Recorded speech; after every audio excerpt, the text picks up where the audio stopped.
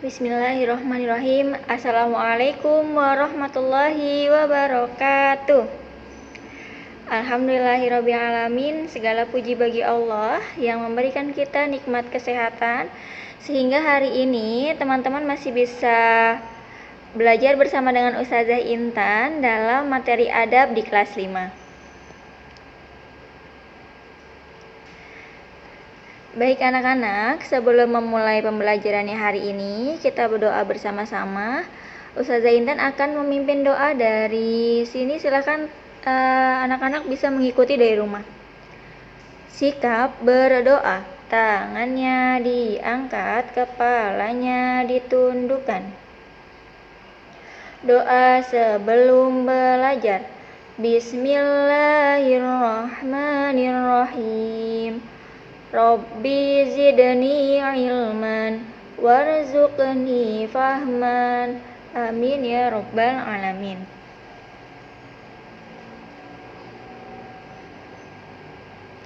Hari ini di materi adab kita akan belajar tentang hikmah berwudu menggunakan adab. Jadi, apa saja hikmah berwudu menggunakan adab? Setelah pekan yang lalu, kita sudah membahas tentang bagaimana adab dalam berwudu, kemudian apa saja larangan dalam berwudu. Nah, hari ini kita akan membahas tentang hikmah berwudu menggunakan adab. Ternyata, jika kita berwudu sesuai dengan adabnya, itu banyak sekali keutamaannya anak-anak. Nah, di sini Ustazah akan menyebutkan satu persatu ya. Yang pertama, kita akan memiliki wajah yang bercahaya kelak ketika di akhirat. Siapa yang ingin wajahnya bercahaya ketika di akhirat? Nah, ini sesuai dengan hadis Rasulullah SAW dari Abu Hurairah. Dia berkata, sesungguhnya aku pernah mendengar Nabi SAW bersabda, yang artinya, sesungguhnya umatku akan dipanggil pada hari kiamat dengan wajah, tangan, dan kaki mereka yang bersinar karena bekas air wudhu. Barang siapa di antara kalian yang bisa memperpanjang cahayanya, hendaklah ia melakukannya. Hadis riwayat Bukhari nomor 136 dan Muslim nomor 246.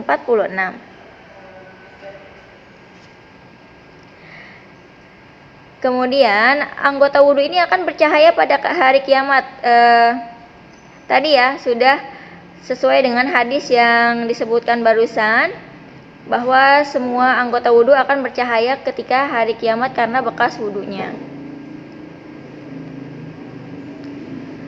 Lalu yang kedua, akan diampuni dosa-dosanya oleh Allah Subhanahu wa Ta'ala. Tentu kita sebagai manusia yang penuh hilaf, penuh dosa, ingin sekali ya dosanya itu diampuni oleh Allah Subhanahu wa Ta'ala. Nah, salah satunya ini ternyata dengan berwudu ini. Berwudu yang sesuai adab tentunya akan menggugurkan dosa-dosa kita kepada Allah Subhanahu wa Ta'ala. Dalam suatu hadis, Rasulullah SAW bersabda, yang artinya, tidaklah seorang muslim berwudu, lalu ia menyempurnakan wudunya dan melaksanakan sholat, kecuali Allah mengampuni dosa-dosa yang dilakukannya antara sholat yang dikerjakan itu sampai dengan sholat berikutnya. Hadis muttafaqun alaih.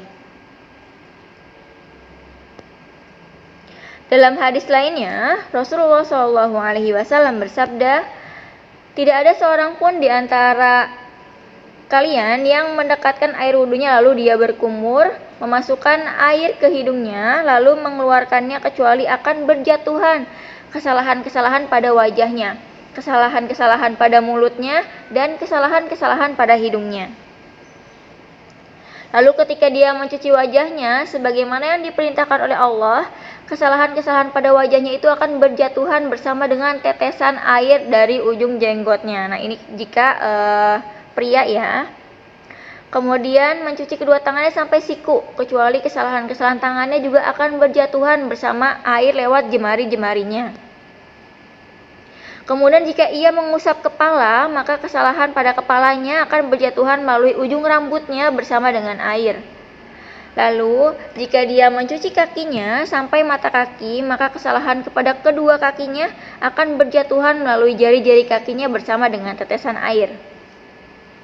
Kemudian jika ia berdiri melaksanakan sholat, dan kemudian dia memuji Allah, menyanjung dan mengagungkannya dengan pujian dan sanjungan yang menjadi haknya, dan mengosongkan hatinya hanya untuk Allah, kecuali dia terlepas dari kesalahan-kesalahannya seperti pada hari ia dilahirkan dari perut ibunya.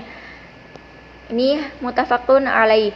Masya Allah teman-teman, ternyata ketika kita berwudu saja, seluruh anggota tubuh kita, anggota wudu kita itu ternyata dapat menggugurkan kesalahan-kesalahan kita dan dapat mensucikan kita kembali sebagaimana kita baru lahir dari perut ibu kita.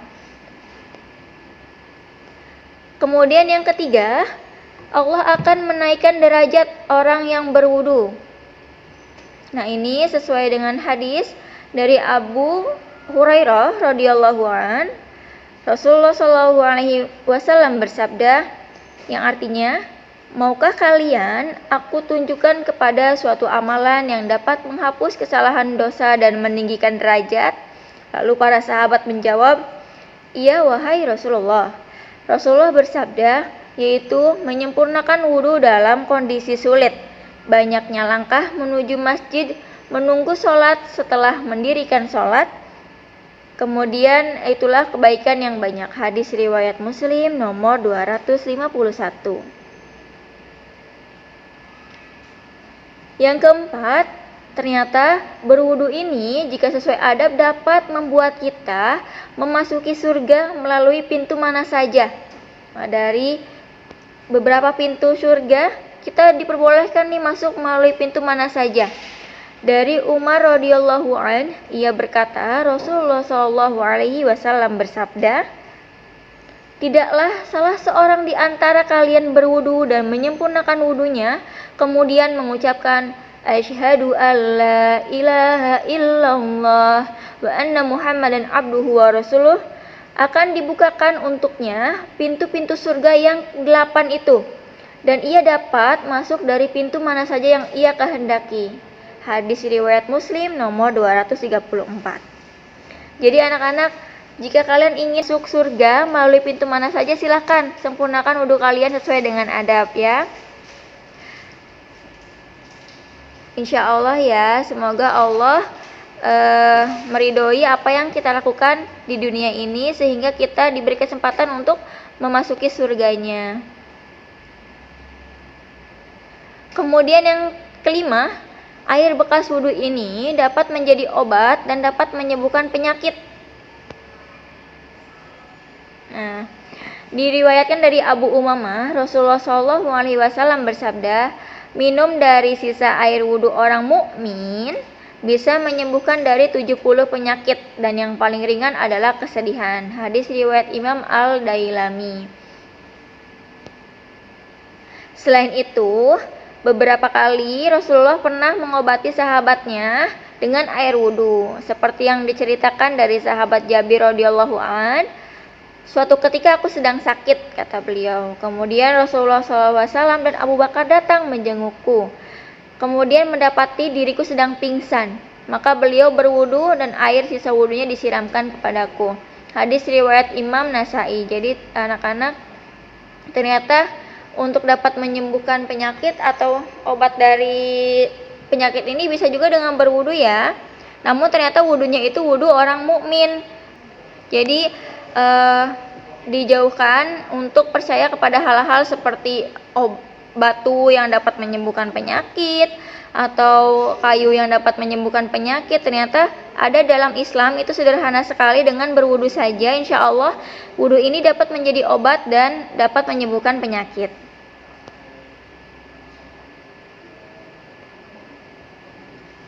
Ustazah Intan akan sedikit menyampaikan kisah tentang cicit Rasulullah, berarti cucunya Ali bin Abi Thalib yang bernama dengan Sayyidah Nafisah. Nah, kita berkenalan dulu dengan Sayyidah Nafisah ya. Sayyidah Nafisah ini merupakan cicit Nabi Muhammad SAW yang dikenal sebagai perempuan mulia karena ketinggian ilmu dan adabnya.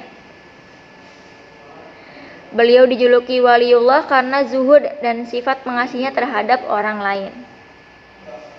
Nah, Sayyidah Nafisah ini merupakan putri Imam Hasan Al-Anwar bin Zaid Al-Ablaj bin Imam Hasan bin Imam Ali bin Abi Thalib radhiyallahu an. Nah, Nafisah ini lahir di Mekah pada 11 Rabiul Awal 145 Hijriah. Besar di Madinah, kemudian hijrah ke Mesir. Ulama besar kita seperti Imam Syafi'i pernah belajar mengaji kepadanya. Sayyidah Nafisah juga memiliki banyak karomah anak-anak. Salah satunya dapat menyembuhkan sakit lumpuh yang diderita seorang anak Yahudi hingga menjadi sebab keluarganya memeluk Islam. Nah, ini kita masuk ke ceritanya ya. Nah, suatu hari Sayyidah Nafisah datang ke Mesir. Nah, tadi sudah hijrah ke Mesir ya untuk menetap dan tinggal di sana. Di Mesir, seperti yang kita tahu, di Mesir itu masih ada kaum Yahudi, Nasrani dan lain sebagainya. Ternyata beliau ini, Sayyidah Nafisah ini tinggal berdekatan dengan keluarga Yahudi yang memiliki anak gadis yang menderita lumpuh. Meski berbeda keyakinan, Sayyidah Nafisah tetap menghormati tetangganya sebagaimana yang diajarkan oleh Islam bahwa kita harus memuliakan tetangga. Nah, di suatu hari, di hari yang cerah, ibu seorang Yahudi ini hendak pergi untuk suatu keperluan. Namun ia bingung kepada siapa ia harus menitipkan anaknya karena tentu dengan melihat kondisi anaknya tidak memungkinkan untuk membawa anaknya berpergian. Sehingga setelah ia berpikir, akhirnya sang ibu ini memutuskan untuk menitipkan anaknya kepada Sayyidah Nafisah karena Sayyidah Nafisah tetangga dekatnya. Dan Sayyidah Nafisah ini tak merasa keberatan sedikit pun teman-teman dengan amanah sang ibu Yahudi ini. Dia tetap membantunya. Beliau menjaga anak itu dengan penuh kasih sayang. Lalu tibalah waktu sholat. Sayyidah Nafisah ini bergegas mengambil air wudhu. Namun saat Sayyidah berwudhu, air basuhannya tanpa disadarinya mengalir ke tempat anak gadis Yahudi yang lumpuh itu. Kemudian gadis Yahudi itu mengambil bekas air wudhunya dengan tangannya. Kemudian ia membasuhkannya ke kedua kakinya yang lumpuh. Nah, atas izin Allah, anak gadis itu tiba-tiba bisa berdiri. Tak lama kemudian ia sembuh total dari kelumpuhannya. Kemudian karena atas hidayah Allah juga, keluarga Yahudi tersebut mengucapkan syahadat lalu masuk Islam. Bahkan sang ibu Yahudi tersebut ya mengucapkan tak diragukan lagi bahwa agama Sayyidah Nafisah adalah agama yang mulia dan sungguh-sungguh agama yang benar. Lalu sang ayahnya juga ikut berkata, kemudian mengangkat tangannya ke langit sambil berkata, Maha suci Engkau yang memberi petunjuk terhadap orang yang Engkau kehendaki. Demi Allah, agama Sayyidah Nafisah adalah agama yang benar. Itulah bukti bahwa hidayah Allah itu dapat diturunkan kepada siapa saja yang dikehendaki oleh Allah. Jadi inilah salah satu hidayahnya dari bekas air wudhu yang menetes lalu menyembuhkan sakit lumpuh sehingga membuat satu keluarga Yahudi itu akhirnya memeluk Islam. Masya Allah. Semoga kita bisa mengambil hikmah dari kisah ini untuk senantiasa menjaga kesucian diri dengan berwudu agar mendapatkan banyak keutamaan dan hikmah dari berwudu. Kalau begitu, anak-anak, hari ini proyek adabnya adalah membuat rangkuman materi tentang hikmah berwudu menggunakan adab, paling sedikit 1 lembar di buku tulismu ya. Kemudian laporkan proyeknya dalam bentuk foto di aplikasi Google Classroom. Itu saja mungkin dari Ustazah Intan. Terima kasih sudah menyimak video materi hari ini. Semangat untuk menuntaskan proyek di rumah.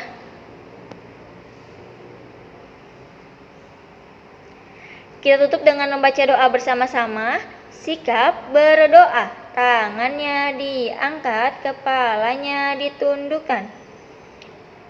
Membaca hamdalah bersama-sama. Alhamdulillahirabbil alamin. Segala puji bagi Allah, Tuhan semesta alam. Terima kasih sekali lagi Ustazah sampaikan. Mohon maaf apabila dalam penyampaian materi hari ini ada yang tidak berkenan. Sampai bertemu di materi adab berikutnya. Wassalamualaikum warahmatullahi wabarakatuh.